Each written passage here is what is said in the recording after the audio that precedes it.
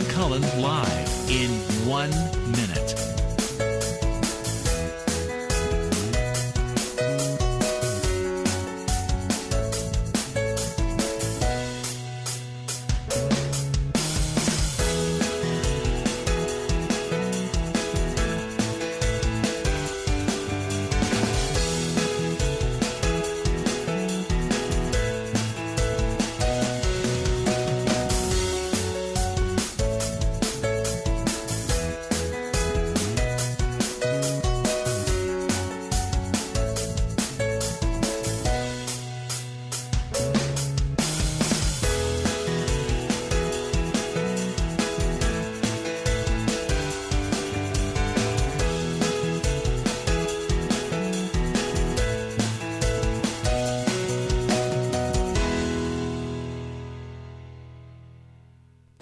Welcome to Lynn Cullen Live at pghcitypaper.com. Email your questions and comments to Lynn at pghcitypaper.com.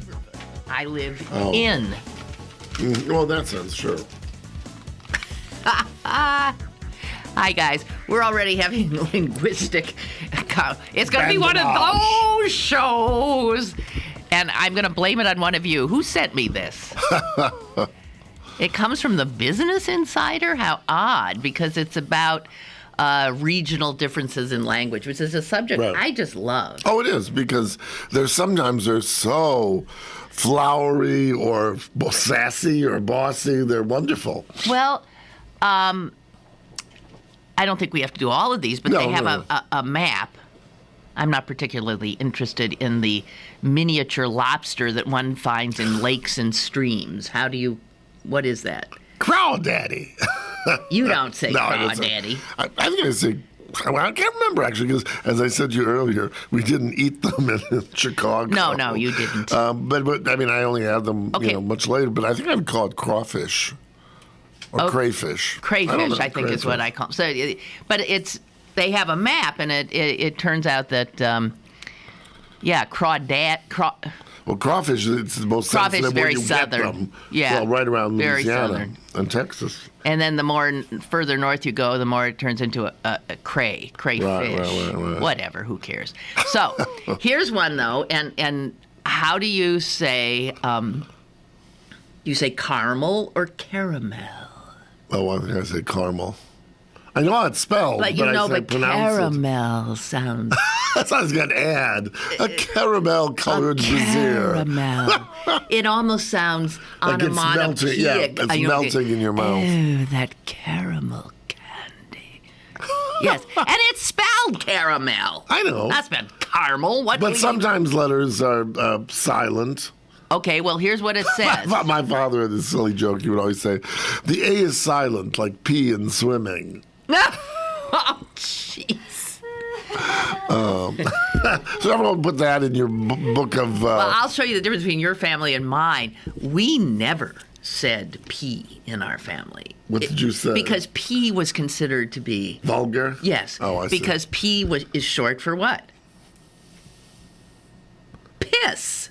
Oh. Right? Where does P come No, but from? when you write it, it's P-E-E. No, I don't care. Why would you call urine pee? The only other time that it is piss. Yeah, I guess so. Okay, so piss gets shortened to pee. Okay, fine. Somehow in my family, saying pee was just a little disgusting. So what did you say? D. Oh, that's smart. D. I'm not kidding. This is one of those things that later, you end up in psychiatrist's office because of this stuff. You go away to summer camp and you say something like, "Where do I D?" and everybody looks at you like you're out of your cot. What? Well, I have other ones I like. There's other vulgarism like, "I have to take a leak." Yeah. Or the British will say, "Oh, I must have a slash." A slash? Yeah. Well, I guess the sound of the P against like splash. No, but they call it a slash. Slash? Yes. Well, anyway, caramel is mostly, that is the pronunciation that is used in the South. And Because they do have more elegant speech. And they always like to add... and they like to elongate everything. Caramel. And it's up here, in these here parts, I would say caramel. Caramel, right. Caramel. But I think I said... Okay. What if it's French originally? But here's one that's interesting. The word B-E-E-N. The verb B-E-E-N. Use it in a sentence. I have once been to Valhalla. Okay. You say been. I have once been Yes. to Valhalla, Yes. you said. When I grew up in Wisconsin, we said been. Not been, been. I have been to Valhalla. Jess is now trying to figure out what she says. You don't know. And when you do it, you have to do it just impulsively. And I just assumed that was correct. Where I was disabused Disabused, yes. of that pronunciation was when I attended theater school in New York. Oh, I see. And we had this Miss Grundy-ish, and I can't think of her. I don't know her name, so she's Miss Grundy. Miss Grundy speech teacher who, upon hearing me say Ben, flipped out. That is not a correct pronunciation. And I thought she was going to tell me it was bean. Bean, yeah. I've been there. But it was not. Wait, Miss Grundy, I have to take a D. I'll be right back after I D. And she said the proper pronunciation in America is bin. Yours, bin. Yes. And I actively then, and that's hard to do when you've said a word. Well, a word that's so neutral, like bin, caramel is one thing. Yeah, but bin you use all the time. And you use it all the time. I have changed. I did change it. I thought I was so humiliated by my Ben, and it says here in the map of this regional dictionary that look at how there's not a state that's darker. Yeah, than Wisconsin. Than Wisconsin with that pronunciation, but it's pretty much alone. So the only people who say Ben are in Wisconsin, Michigan, and a little bit in the Dakotas. And maybe it's Canadian with maybe the British intonations or whatever. It must be. I don't know.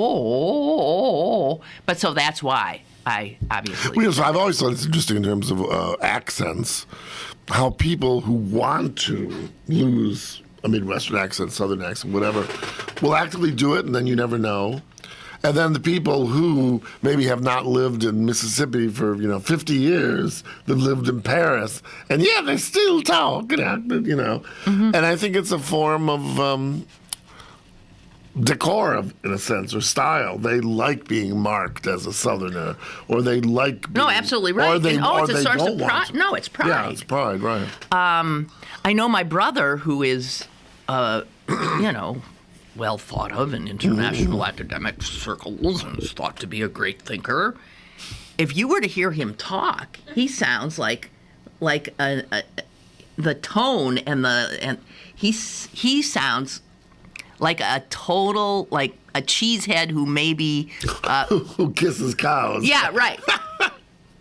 And he has determinedly he's going to keep this, right? Held on to it because of his pride.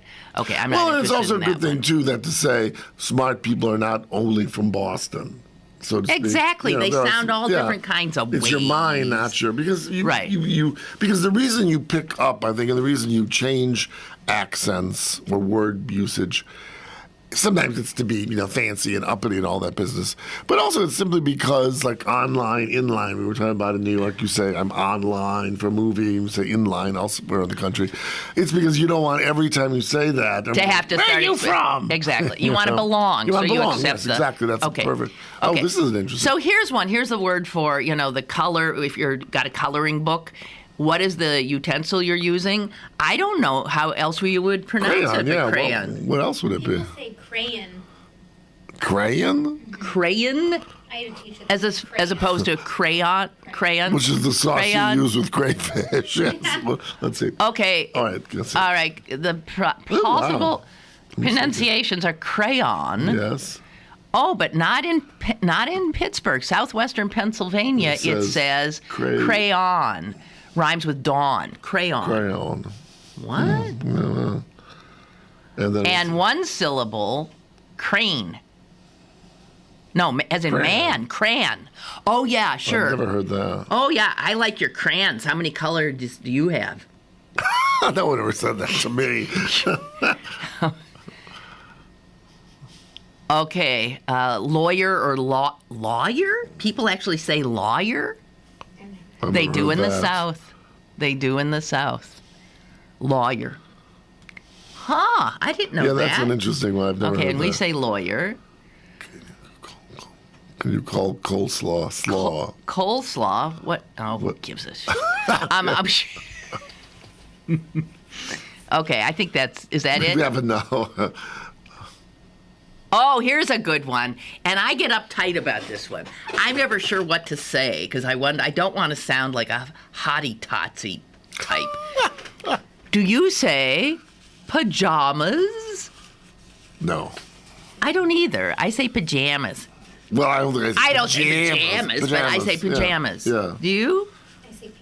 You say Oh, PJs. okay. Well, okay, yeah. Pajamas. And as a But she should say DJs. I'll put in my DJs. Okay, so I'll take a pajamas is a Southern, and the rest of the country, except for Maine, says pajama. Oh. Pretty much. Pecan pie. Pecan pie. No, I would say pecan. You say pecan? Well, I'm trying to think. Pecan. Isn't that interesting? I'm looking at the map and it's different colors. This is the only place. That's where I grew up. And it's pecan in that little That finger? stretch, this little northeastern Wisconsin. That's it. And the rest of you guys say what? Oh, what's it? No, it's like the red part. It's like. Oh, no, it says pecan I pie. say pecan.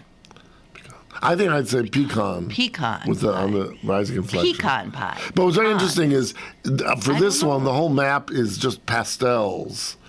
It's but whereas in other cases, this is soda pop. Oh, well, we know that. Soda pop. Yeah. Where I grew up, it was pop. What did you say? Soda. I'm trying You to said remember. soda. Yeah, I think soda. You said pop. Okay. Or we said soda pop. No, Yeah, but I don't think you we'd do the say soda two pop. together. Wasn't that funny? Was that like St. Louis? There's just one hot spot, amazing, in a whole that's sea very of funny. pop. Well, two of them. Which is the One in. Milwaukee and St. Louis. Why were there big bottlers? What? That say soda. Isn't that funny? And they actually have with Green Bay saying soda. That's not true. I bet the next thing from this map would be And we say pop here. to look at, like when I was saying before that you hear in the Midwest you're coming with, and very much that expression, other than being jargon, not jargon, sort of vernacular slang, is because there were many Germans in those areas, and in Germany you'd say mitkommen. So the coming with is very much like mitkommen. So it would be interesting to look at these and say, oh, well, there were a lot of Germans there, and why they might have said one thing, or a lot of Italians, or a lot of, Okay, we're looking at a map now. Check this out. The entire United States is pretty much one color, Right. red. So whatever this is, everybody agrees Except Massachusetts. except Pennsylvania. Oh, that's Pennsylvania. That's right. Jeez. Pennsylvania Okay. is the only state. Yeah. Well, sort And a of. little bit of Louisiana. Yeah, but but- Pennsylvania. Right. What do you call the long sandwich That contains cold cuts, lettuce, and blah, blah, blah, blah, blah. A hoagie. Okay, Miss Jess says it be a hoagie. I would have said like a hero sandwich. And I would have said a sub. Oh, that's right. Yeah. Submarine. That's right. That's right. Which makes perfect sense because it's shaped like a submarine. That's true. That's true. Okay, so Let's it see says this. here the vast majority, the United States does agree it's a sub. Okay. Hoagie shows up in Pennsylvania. As does hero. Blah. As does hero. Yeah. It's hard to find the hero thing. Well, You're really not anywhere. So hoagie. well, no, I'm in Philadelphia. The blue. Okay. All right. And here's always the one, bubbler. Look at this. Look at this. Bubbler is only in this Massachusetts, little bit of Wisconsin and in it looks like Connecticut to me. No, well, Connecticut and Massachusetts, but Connecticut primarily. What's the next one? This is an interesting. Well, wait, one. I have to tell you. So I went up to see. Your mother. No, introduced myself to Bishop Zubik at an event not too long ago. He was sitting at the head table. I got up from my lowly table and went over. And you kissed his ring. No, but I said, "Hi, Bishop Zubik. I've always wanted to say hello to you." I said, "I'm from Green Bay. My mom still lives there." Where He's from Pittsburgh, but before he was bishop of he was the okay. bishop in Green Bay before he came here. So he was the bishop in Green Bay for some time. Very popular there too. Mm-hmm. So he said, "Oh, really?" I said, "Yeah," and then he said first of all, maybe he didn't believe me. He said, "Okay, what's a bubbler?" So obviously, he never heard that term till he went there. But then he quickly found out what a bubbler was. But that's so odd, though, when there's just a little piece where a word is different than every other place. And you can say that for hoagie, and you can say that for bubbler. What makes those? You wonder how they hang on. Well, I think that's why when you have a certain ethnic But ethnically, the ethnic group that is also different. is all over the place. I mean, Wisconsin. Or there could have been maybe a company that made bubblers there, like what do you call it? A sink company, Kohler. Well, Kohler is there. Okay, well, maybe I don't. This one. Okay, what is the term for a rubber-soled shoe worn in gym class? What did you call them? Sneakers. Yeah. I did not. I had never heard the term sneakers until I went to a big city. You know what we called them? Tennis shoes. Tennies. I'm tennis. Mom said. Your mom? Tennies. I thought that was right. Well, or the British refer to them as trainers Really? or runners. Yeah. Tennies doesn't even make it. Well, I guess that tennies is tennis shoes. Yeah. Okay, and that is the majority term, country. except for the the northeast states right. that are sneakers. Sneakers. Well, we've spent enough time on that.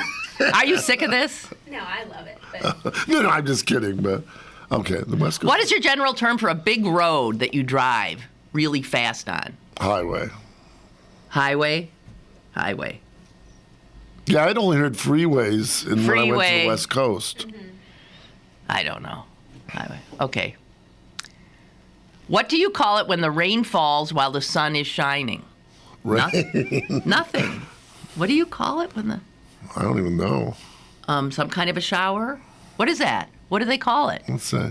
It says here. Oh, that's interesting. Most No of the term, country yeah. says, I don't have, it says what we just said. right, I have right. no expression for that. Yeah. However, in a little part of Minnesota and in other few little teeny places on the east, a sun shower.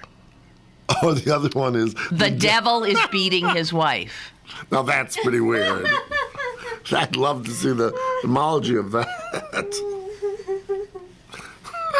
What do you call a drive-through liquor store? no.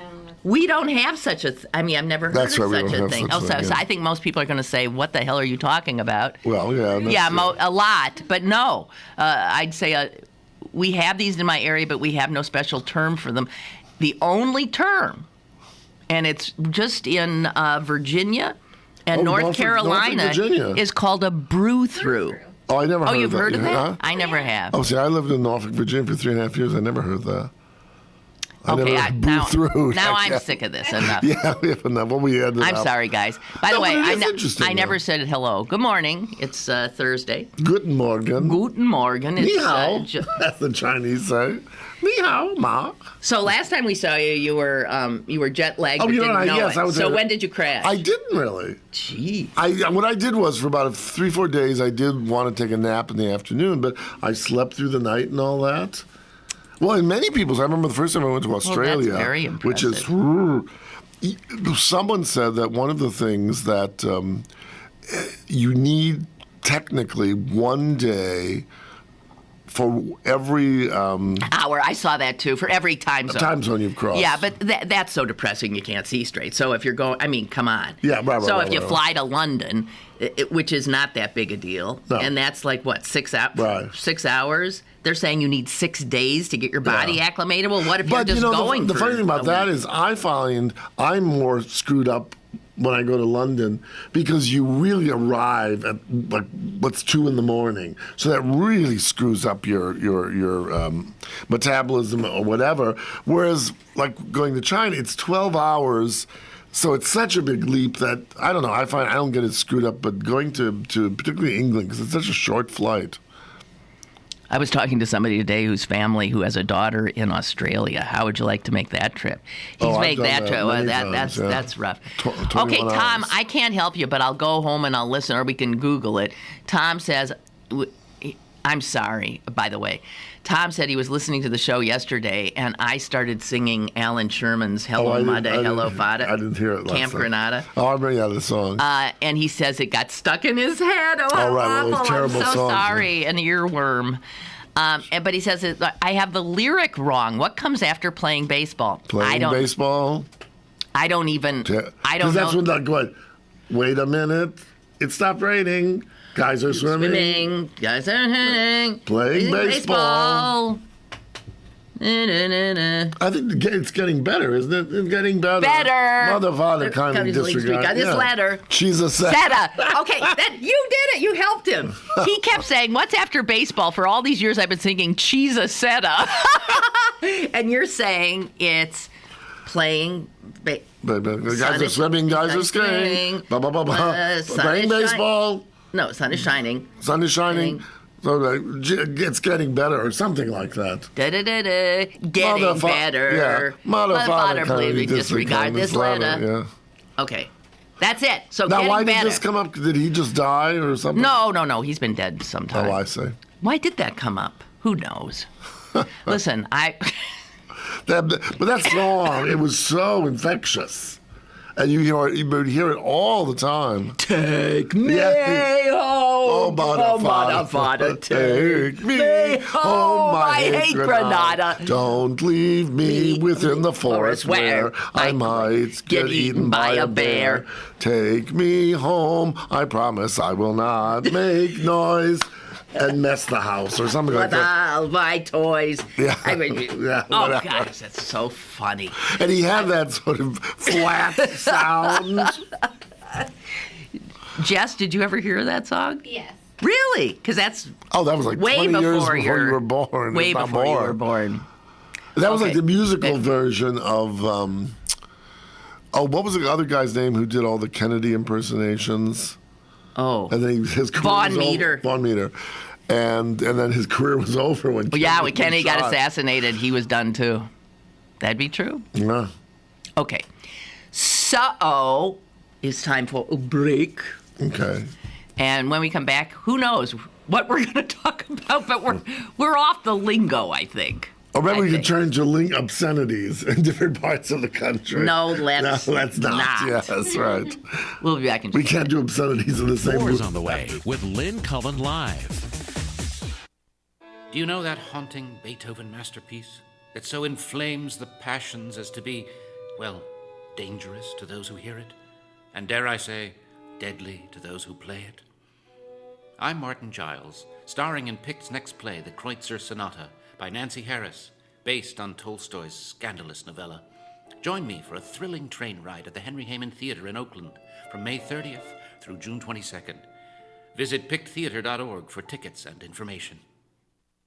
Go to BergBargains.com for great deals on gift cards from your favorite local restaurants, bars, museums, attractions, and shows. This week, great deals on tickets to the Pittsburgh Irish and Classical Theater. Supplies are limited. BergBargains.com. Pittsburgh's best bargains. BergBargains.com. Have a question or an opinion? Call Lynn Cullen at 412-316-3381 or email lynn@pghcitypaper.com. Now, more with Lynn Cullen Live. Don't do it. Now that he'll be listening to that. Itsy bitsy teeny weeny. Yellow polka dot bikini that she wore for the first time today. An itsy bitsy teeny weeny yellow polka dot bikini And she wanted to stay. From the bar to the water, from to the water to the blanket to the shore. Oh, wow. From the See, shore to the friends. I don't see her anymore, something like that. What, she drowned? No, it was like Yeah, I don't know. She didn't drown. Because it wasn't one of those songs. Oh, one of those wonderful Like songs Teen like Angel. Teen Angel. Yeah. Or where this? What's the one where there's a car crash? And Wasn't that Teen Angel? Is that Teen Angel? I'm trying to remember. Oh, I think so. yeah, that's Teen Angel. Teen Angel, can you hear me? No, it's not. It's like, Where? You know. oh yeah, where, oh where? That one. The Lord took him away from right. me. Yeah, right. Da, da, da. I got to be That's sort of good. So I maudlin. can go to heaven like a. Okay. I don't. Oh my God, what Are we awful back on? stuff. We are.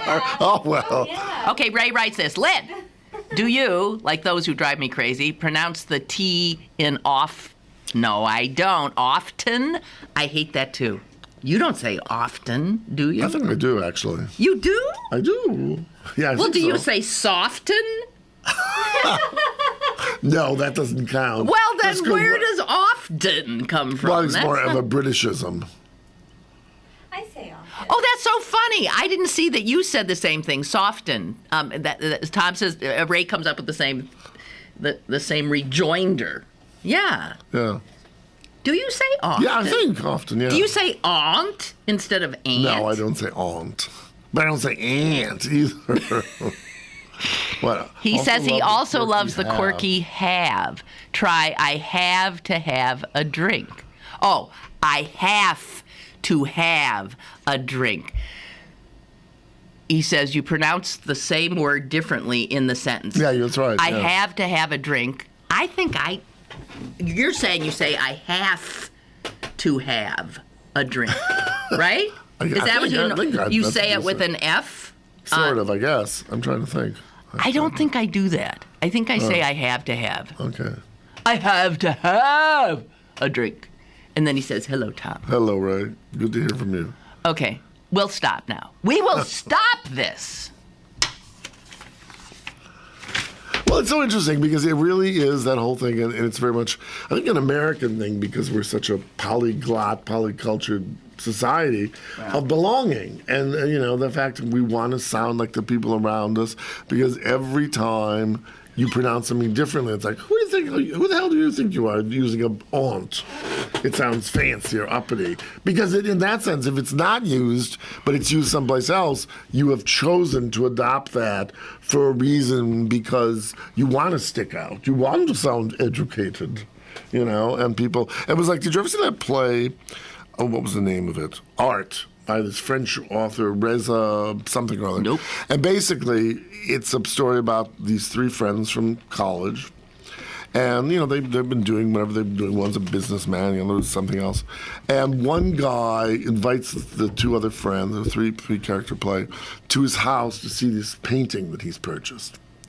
And the painting is very much like the work of, do you know the artist Robert Ryman? He does paintings that are basically white on white. Okay. And they're about texture or crackle of the surface. And this leads to this huge fight in the play.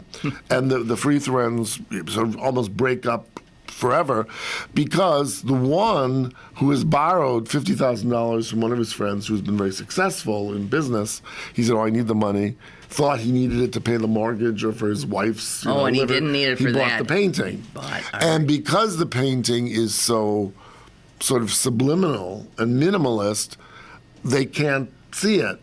And what comes out is the man who bought the art has developed friendships with some others, and he's never shared this with his two old friends. And they take it as, now he's saying aunt, and that he's above them. And a normal person wouldn't like a painting that's white on white. And it's very interesting because it talks about partly the art world, but it's about that sense of how you use different things for street creds. And it's a fascinating play. Dorothea sent some breaking news. Oh. A federal judge This is crap. threw out Governor Corbett's lawsuit against the NCAA. Good. Good, because it But I wasn't thought full. the lawsuit was from the family. I thought, unless that's a separate lawsuit. No, that's a separate lawsuit. Oh, okay. This was Corbett filing it because he said the fine that the NCAA had levied on Penn State, which was $85 million. No, well, it says here $60 million. Okay. I'm Well, sure. both, that's a lot. Plus the 4-year ban on bowl Right. games, scholarship limits, yada yada yada. And the judge, U.S. Middle District Judge Yvette Kane, said this: I cannot find any actual allegation supporting Corbett's allegation of concerted action that might nudge its conspiracy claim into plausible legalistic lingo. She said that even if the penalties make it harder for Penn State to recruit quality football players, that would not make it an antitrust case. She sent him packing. And I think a lot of people thought that this was an effort, it's a purely political move by the governor, who was desperate to hang on to support in central Pennsylvania, where this obviously. Well, it's interesting. What's NCAA analogous to this? Maybe I didn't hear the show yesterday, but did you talk about this new gambit? I suppose one might call it, of Chris Christie. Where No. I mean, that's a very similar thing. Because when Frank Lautenberg died, it left the seat open. And rather than appoint someone that might, I don't remember the exact machinations of this, but it might give a leg up to Cory Booker, is that his name? The mayor of Newark, who wants to run. Right, for Senate. And Christie, because he's been playing, with Obama and all this. But what they're going to do is have an election just for the filling the They're rest going to have an his election term. in October, even though the other election is Right, November. but it's 3 weeks. I know, it's ridiculous. And it's going to cost $24 million. It's pretty ridiculous. And it's just so he can look good for eventual. Well, he's made the political calculation. Yeah. That's right. But that's, especially for a state where they asked for all that money for, Hurricane Sandy, and now he's going to spend $24 million for a stupid election for someone who's going to be there for a year or whatever it is.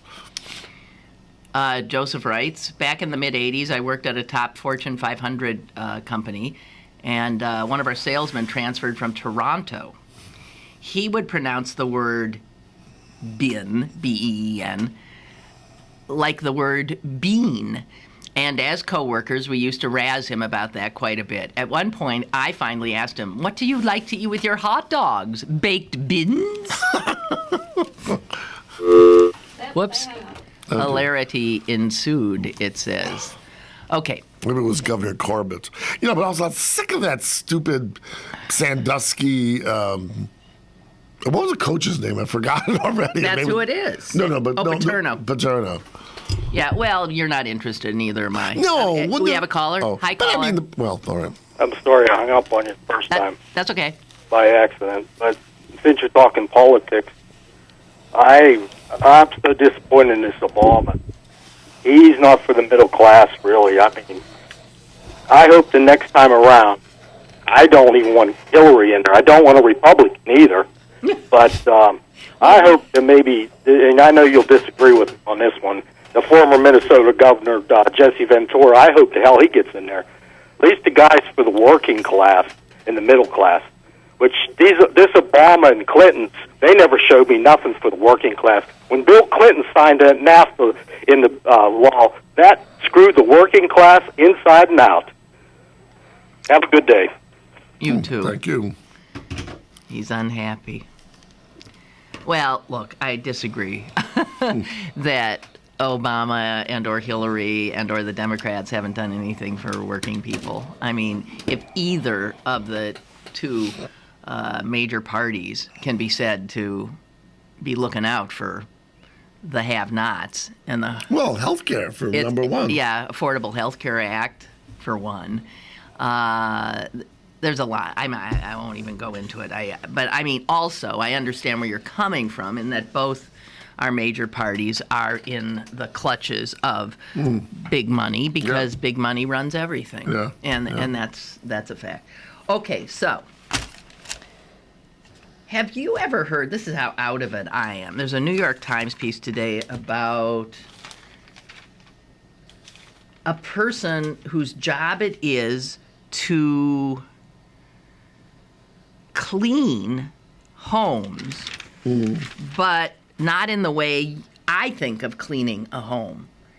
They come in and clean it of unhappy spirits. Oh, yes, I've heard of these people who come in. But there's no name for it, though. Yeah, there is. It's a, well, this whole article is about it, but I can't find the beginning. No, I've heard of people who do that, or cleansing. That I think is Yeah, sometimes it's the like word. some kind of a, but here, And they do incense, and there's bell ringing. and water being sprayed. And here's a woman who does this, and she can do it even like over the phone? Yes. Oh, that's crazy. Listen to this. So for $250, she'll do a remote home cleaning. What a job! I'm telling you, you got Be it. gone, evil spirits. You know what though? If there are idiots, this is the P.T. Barnum thing. If there are fools who want to give you hundreds of dollars for sitting on your phone and doing some new age hocus pocus, right. Fine and dandy. She gets as much as $1,000 for an on-site. This woman used to be a corporate attorney. Oh God. Who then became one of these. Shyster. She's making more money doing this. And she probably wears a caftan and a muumuu too. She says she comes on to, like, let's say on a show, let's say I had a really contentious guest or something. Right. She has come into talk show sets and cleansed them after particularly. Well, I remember I saw one of those stupid Royal Housewives of whatever, and this woman was having a party, so before this guy came on, and he was hilarious. He had this gong, so he'd go into the room, and it would be like, boom, ping, boom, and everyone had to say some word, and then it was clear after the first room, everyone thought this person was nuts, and they laughed. It was ping, boom, ping, boom, and it was $5,000. What? Yeah, well, let me tell you. If you could get paid doing nonsense like this, why not? Why schlep? Apparently, this woman. I mean, there are so many of them. Yeah. That take her on, and. Well, you know what it comes down to is... You suck the bad vibes out of the room. But I think what it is ultimately is instead of people saying, what's that sort of street phrase, shit happens, you have a bad day, you have a bad conference, you have a bad whatever, suck it up and not do all this, it's like although I suppose there's more logic perhaps to that Chinese thing of, feng shui. I think there's a little more to that because some of what I see the feng shui people saying just seems to me to be good design. I mean, it's about much more than that. Well, I know it is, but like where you would put a door to to a dwelling, or how you would, how to make it seem welcoming. I mean, there's some things that are so... Because I remember the one that was the most glaring was, what was the guy's name who was the martial arts star? Jackie Chan? No. Some one of those people. Yeah. Well, and when he died, because he died, I think... Bruce Lee. Thank you. He died in one of his stunts. They found out that he always had, because I guess this is a fairly specific feng shui thing, a mirror above his front door. And the day he died, it turned out someone had taken the mirror off, and... that was it, huh? He was going to die. Yeah. Took Like, the mirror. if your bed in your bedroom is not in the right feng shui position, you'll never have children because coitus will not coite, if that's a word, because a baby can't be born unless the bed is at a certain angle to the window, all things get crazy. I mean, it's crazy, but... What this is remarkable that there are so many people who will buy in and literally pay out for this kind of nonsense. Yeah. Although I suppose other people might say, to be totally holistic about it, if that's the right word, people say, well, praying to a god who you've never seen, etc., is just as silly. Well, what they say is that the people who tend to go for it tend to be more religious. Because it has to be some crazy... It has to be the kind of people that are willing to make these leaps into... Right. And believe that there is evil or malevolent spirits. And if there are, then you can get them out by whatever. Ansel writes, Lynn, anyone tuning in during your singing of Teen Angel and Yellow Polka Dot Bikini would think that it's Bring Your Own Bottle Day on the Lynn Cullen Well, we show. both have diet sodas. Maybe that's it. Oh, gosh. Maybe Bloomberg is right about the sodas. But All right, so anyway. no, we're just nostalgia buffs, Ansel. I think we should take a break. I shall return. What the hell did happen to the Penguins, do you think? I don't want to talk about that. I know, but what do you think happened? They're not playing well. What? But I know. I mean, just so... Well, I think it may I just knew the Stanley Cup was ours this year, and maybe that's what happened. I mean, it's not over yet. Oh, come on, it's not over yet. Sure. Oh, come on. I know. They don't deserve it. I don't care. I know you don't care, but on top of that, the Pirates have been losing. Oh, really? Yes! Because It's weren't like, they playing oh, very, very God, well for the yes! first? Oh, don't get so whatever about sports. You can like them, but it's not like a life crisis. Maybe they should get one of these cleansers to go into the parks. Woo-wee, ah-la-la, ee-lee-lee. Right, or the locker rooms or something. Right. Something! No, but I do think there is something about what you said, and this is true in any kind of endeavor, where you believe you're so high on top and you don't put the extra effort in. Yeah, you get a don't little bring it lazy. somehow. It's odd. It's all psychological. Now, All that's an expression. psychology. You don't bring it. Amen. Bring it. Yeah, right. Okay, we got to take a break. I'm sorry. Goodbye. Email I'll be your back. questions and comments to Lynn at pghcitypaper.com or call Lynn at 412-316-3381. Lynn Cullen Live will return in a moment. This week's Pittsburgh City Paper is available now. Pick up one today for information on the Three Rivers Arts Festival, plus Tracy Morgan, Passion Pit, Drowning Pool, Shaka Khan, and News of the Weird. Pittsburgh City Paper available at over 1,700 locations throughout Western Pennsylvania and on the web at pghcitypaper.com and on your smartphone with GPS-enabled listings at citypapermobile.com. Hi, I'm LeVar Burton, and I'm proud to be a book person. How do I choose a book? Sometimes it's the cover, sometimes it's the title. I guess I'm pretty visual. If a book's really impressing me and the writing is really good, I will peek and see what the last paragraph is, because the endings of books should rock you. I am a book person, and if you're a book person too, read to a child and spark a lifetime of ambition. Join me at bookpeopleunite.org, because reading is fundamental. A public service announcement brought to you by Reading is Fundamental, Library of Congress, and the Ad Council. You're listening to Lynn Cullen Live at pghcitypaper.com. Once again, here's Lynn Cullen. Yeah, I was trying to think of what's the name for these people who come in and clean the vibes. And thank you, Ray. Ray did come up with the word. Charlatan, right. And the people who use them are dupes. That's right. Charlatans and dupes. This is it's a symbiotic relationship that works. Caller, go ahead. Hi. No, hung up. All right.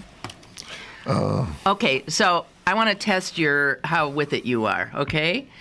Because I'm so with it. And you shut up. Okay. Oh, because she's very with it. Well, yeah. No, I know. She's young and she's... Okay, so there's this piece in the business section of the Times today about what sells magazines. And throughout history, what has sold a magazine... Boobs and bitches. Okay. Well, it's true. But movie stars. Yeah. Yeah, right? Movie stars, right. especially women movie stars. That's what... Scantily clad. Whatever. Just because you wanted to know more about them, and that was the way... It's not the case anymore, and you're finding fewer and fewer movie stars on magazine covers because they aren't selling. They've lost. So let me give you the people who were some of the highest selling magazines in the last year, and tell me who's, or what they did or what they do. Right. All right. Okay. I'm probably not going to know any of these, but Glamour magazine, the highest selling cover was last year Lauren Conrad. no idea who that is. Okay. Do you? Mm-hmm. Okay. Yeah, I didn't either. Okay. Okay. Cosmopolitan. Yes. The best-selling cover this year, you'll know this one. Michelle Obama. Kim Kardashian. Oh yes, Kim Kardashian. Now, do you know why she even... She's famous for being famous, just like yeah, like Paris Hilton. Hilton. But no, but what... Oh, because she's now with... No. What DJ brought her to... Spooky or whatever How his did her name even come into... I mean, how did she get famous? I'm trying to remember. It's been a long time. Wasn't it the sex tape? It may. I mean, she has no talent. There's nothing... Okay. So anyway, you know. And is it not that her stepfather, or her real father, no, stepfather, I guess. Yeah, it was one of OJ's... he's dead. Her No. dad was OJ's lawyer. Her father was OJ's lawyer. But then her mother, after his death, married Bruce Jenner. That's right. Okay, so second best-selling cover, Miley Cyrus. Oh, she's some sort of actress who's 14 or something. Well, she had a little she had a television show. But she had another name. Hannah Montana. Hannah Montana, yes. Okay, all right, but she's twit. mostly okay. Huh. Cosmo's top covers featured last year Demi Lovato. Oh, I've seen that name in some. You don't have a clue, either do I. Selena Gomez. Oh, she's some either Mexican or Mexican. wait, no. Or Mexican-American singer. No? Well, She is a singer now. she's an She's not actress, the one- right? Oh. Disney. She was Bieber's girlfriend, wasn't she? Oh, right. Okay. Oh, but wasn't there someone named Selena who was killed? Who was like Yeah, she that's was not- Mexican, yeah. Okay, here's one you'll never get. Okay. This was a big cover for Entertainment Weekly. Ian Somerhalder. I have no idea who that is. Do you? Jess knows all of them. But I'm just telling you, I just want to make all of you feel out Well, of but it. the other thing is, the one thing wrong is you said, oh, they're not so much movie stars than that. They're television stars. They're reality stars. Or they're musicians. Or they're TV and musicians. Okay. Anyway. Oh, the Vampire Diaries. Yeah, that's who that last name is Iris Vampire Somerhalder. Diaries, and the first name I gave you was, I don't know, something from some reality show called The Hill. Demi Lovato. Who was that, Jess? I don't know. She's from the Disney Channel. Oh, all She's Disney a singer Channel. now. I see. Well, what's interesting is they're all younger. Well, Kim Kardashian's not so young, but they're all like teens or just post-teens, which suggests that those are the people who are buying the magazines. David, I think you summed it up well. David said June, and we're barely into it. We're a week into June. June has been a horrible month for Pittsburgh sports. The Penguins have lost every game they've played in June. The Pirates have lost every game they've played in June. Roethlisberger, the rapist, he said, had knee surgery yesterday, and another Steeler got stabbed on the south side. Yoy! He says. Why do they need one of those charlatans? Maybe the whole city needs to be there's some feng shui bad vibes out there. And, Man. Oh, it's funny. A friend, I'm having dinner with a couple people next week, and there's where we're going to go, and someone said, oh, well, we've heard there's some Mexican restaurants sort of far in the North Hills. Why are we all there for Mexican food? And then he said, oh, well, it's an interesting place because supposedly a lot of the Steelers go there and like beat up their wives at the bar. And I said, oh, that would be interesting to see. They don't beat up their wives at the bar. Did.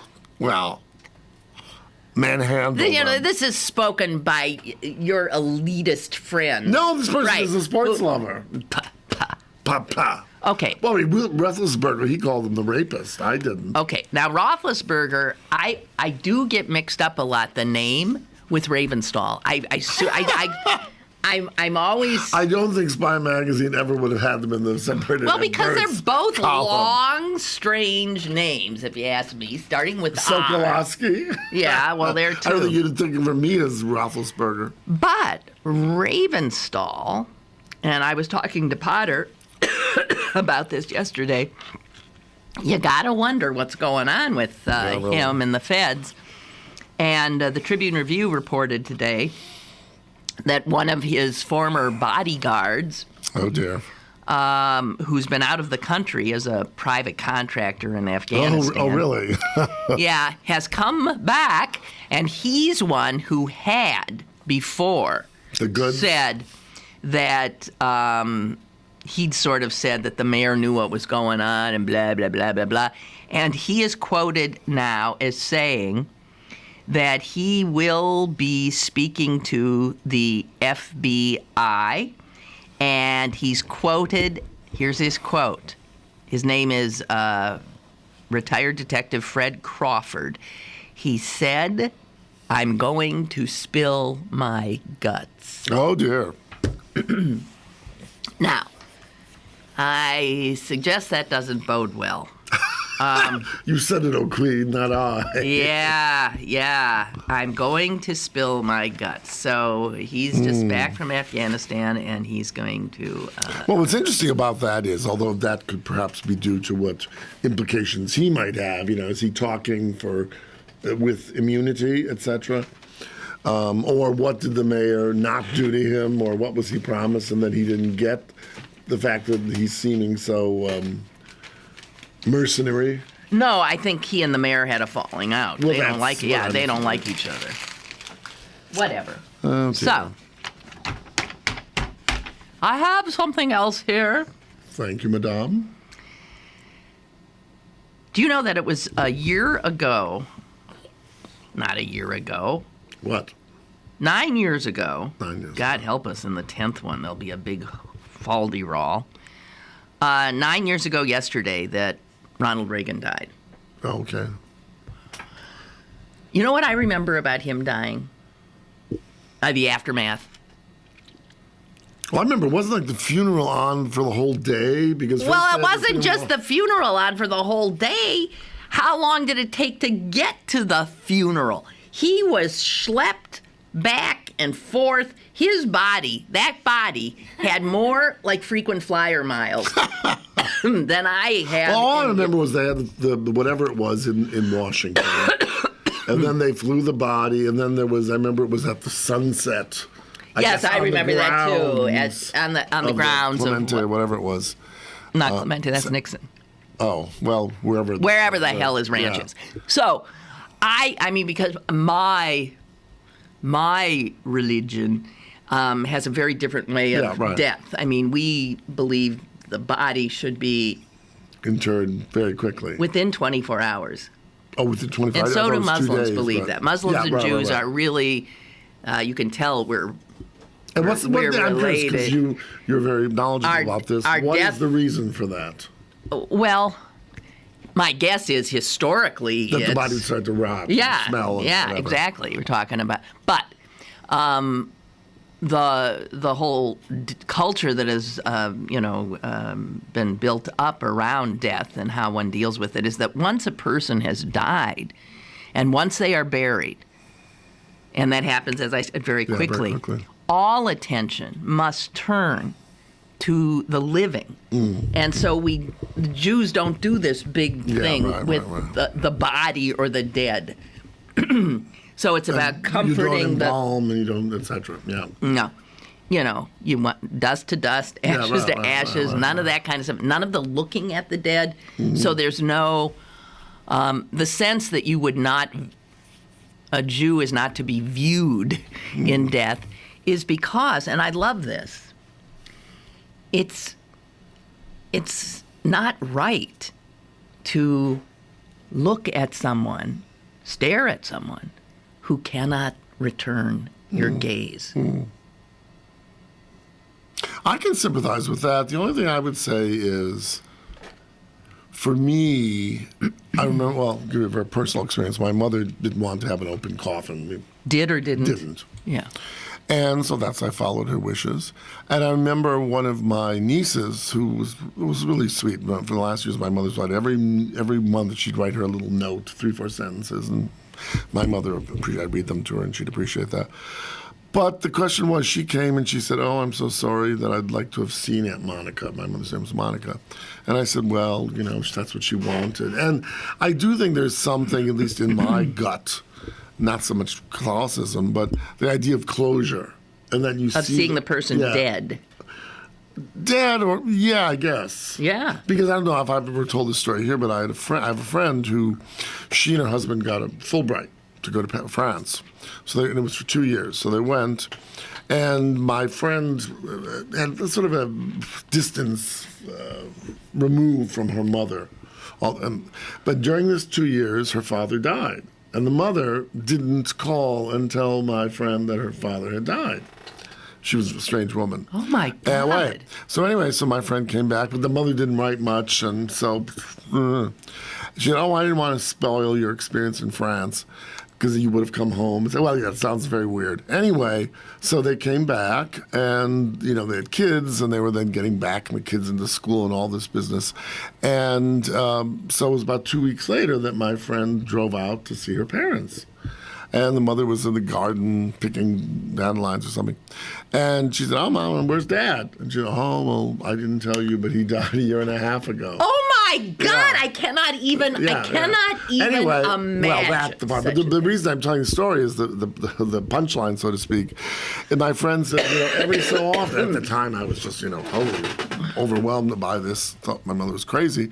But she says, now I'll have these dreams, and I'll think, oh, my father is like in the Caribbean somewhere on a beach drinking a, pina colada because I didn't see him dead. And so therefore, I don't know. I mean, that's a very weird situation. But I think that business of, when a friend dies who's in Alaska, let's say, and who you haven't seen in 10 years, maybe you've written letters, and, you've never been to Alaska, he or she's never been here, back here, and then what difference does it mean that he's dead or not dead? Well, unless you have that sort of very visceral.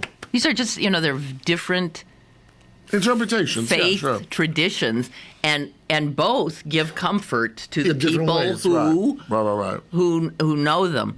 I have an entire book at home of pictures of dead people because at the turn of the century or a little bit before, it was quite common to take a portrait of the dead. Mm-hmm. And often this is the only picture ever taken of a person is when they're photography was new. Dead.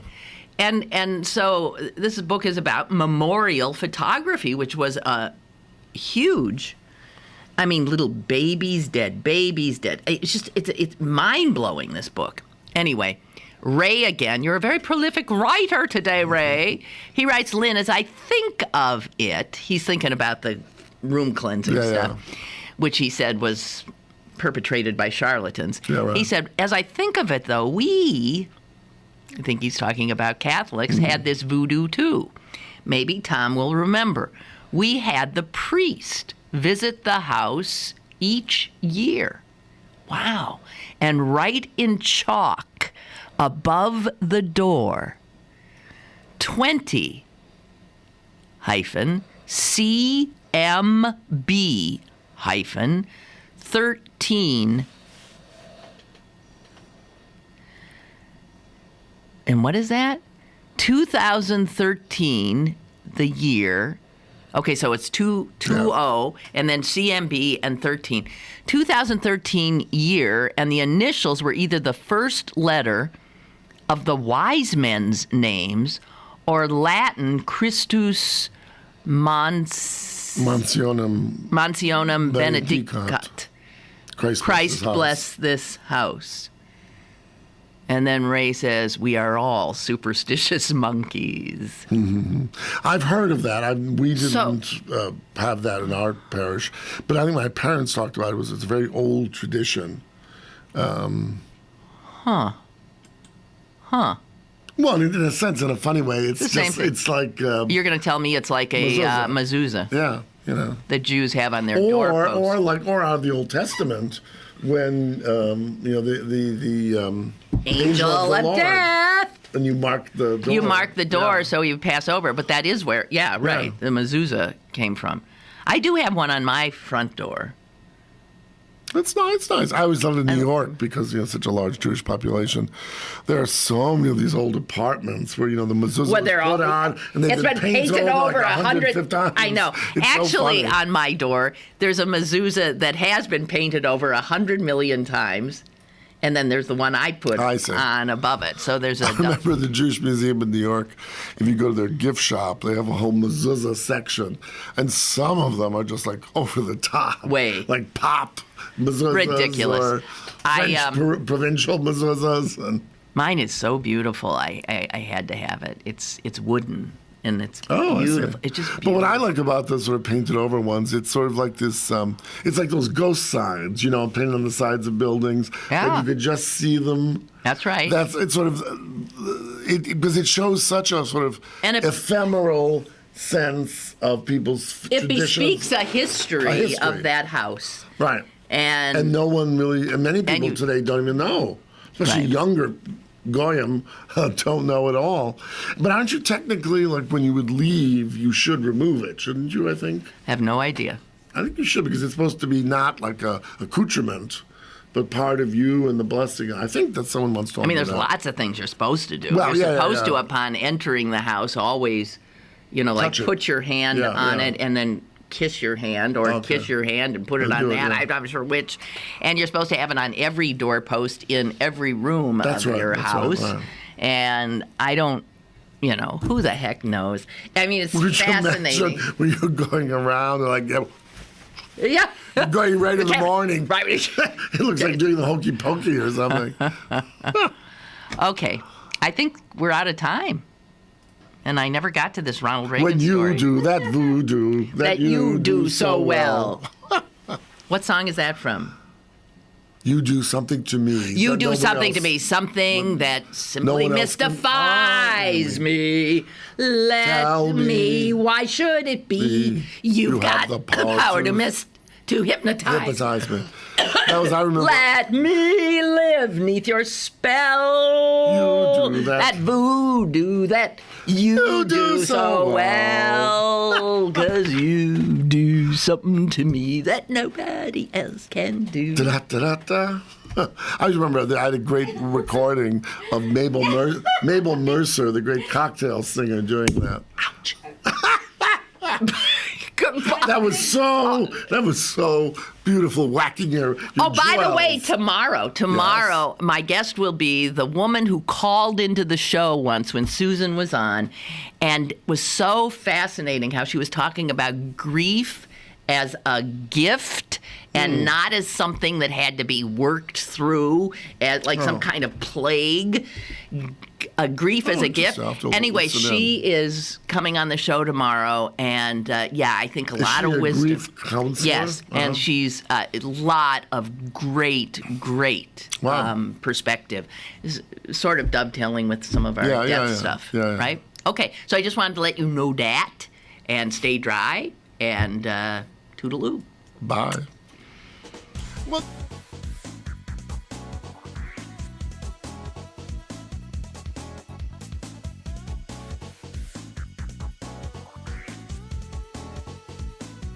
Lynn Cullen Live, Monday through Friday from 10 a.m. to 11 a.m. and archived at pghcitypaper.com. The opinions expressed on Lynn Cullen Live are those of the host and do not necessarily reflect the viewpoints of Pittsburgh City Paper, Steel City Media, and its advertisers.